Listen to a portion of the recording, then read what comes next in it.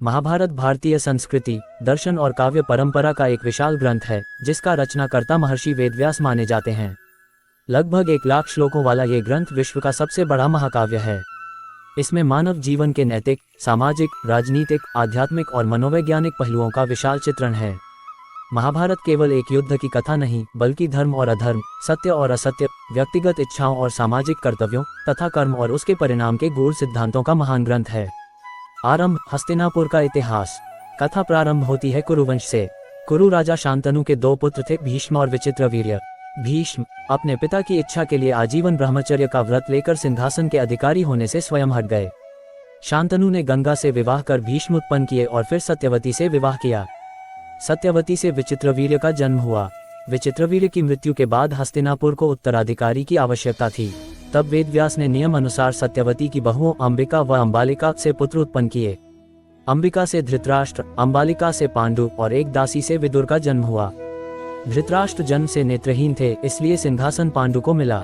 धृतराष्ट्र और पांडु के पुत्र कौरव, धृतराष्ट्र और गांधारी के 100 पुत्र हुए, जिनमें सबसे बड़ा था दुर्योधन तथा एक पुत्री दुश्शला। पांडु को ऋषि दुर्वासा के वरदान के कारण उनकी पत्नी कुंती और माद्री देवताओं से संतान प्राप्त करती हैं। युधिष्ठिर, धर्मराज, भीम, वायुदेव, अर्जुन, इंद्रदेव, नकुल, सहदेव, अश्विनी कुमार। कुंती का विवाह से पहले का एक पुत्र भी था, कर्ण, सूर्यदेव से। हस्तिनापुर में पांडव और कौरव। पांडवों के तेज, गुण और लोकप्रियता से दुर्योधन को जलन होने लगी। भीष्म, विदुर और द्रोणाचार्य सभी पांडवों और कौरवों को समान शिक्षा देते थे।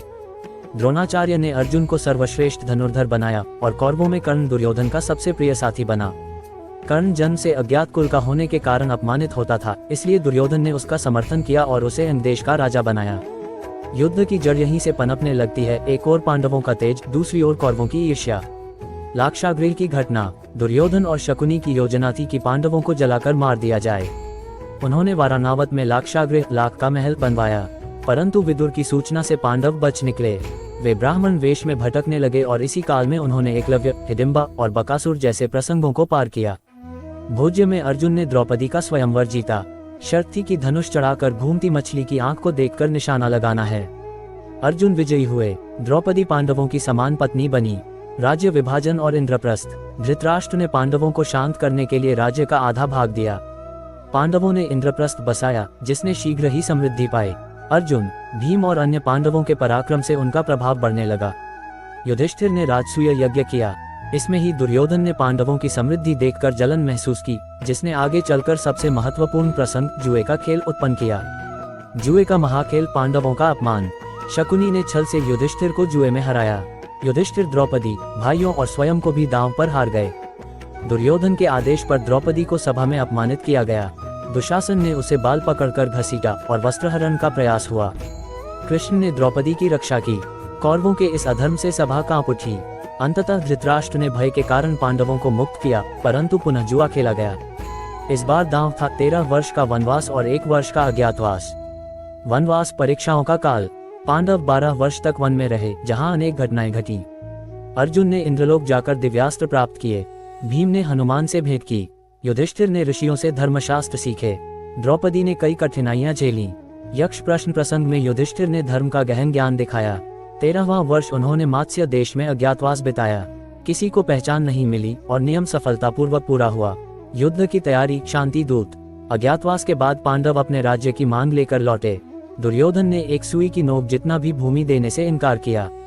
कृष्ण शांति दूत बनकर गए, पर दुर्योधन ने उनकी बात न मानी। युद्ध अवश्यंभावी था। पक्ष चुनने के समय कृष्ण ने 2 संसाधन दिए। एक ओर उनकी नारायण सेना, दूसरी ओर वे स्वयं बिना हथियार। अर्जुन ने कृष्ण को चुना, दुर्योधन ने सेना ल ली। भीष्म, द्रोण, कर्ण सभी कौरव पक्ष में खड़े थे। कुरुक्षेत्र युद्ध 18 दिन। पहला दिन से 9वां दिन भीष्म पितामह। भीष्म को सेनापति बनाया गया। वे अजय योद्धा थे। पांडवों को भारी क्षति हुई। कृष्ण ने अर्जुन को प्रेरित करने हेतु भगवद गीता का उपदेश दिया, कर्म, भक्ति, ज्ञान का सार। भान प्रयास में भी भीष्म को हराना मुश्किल था।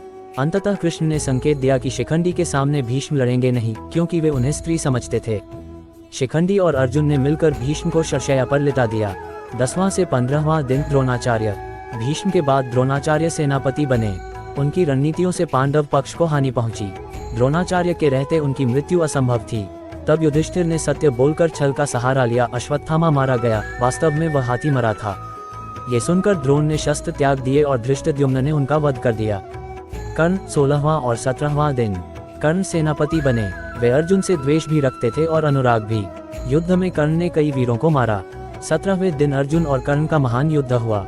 कर्ण का रथ धंस गया और शस्त्रहीन होने पर भी अर्जुन ने उन्हें मार दिया। ये कृष्ण का आदेश था, क्योंकि कर्ण ने द्रौपदी के अपमान में सहयोग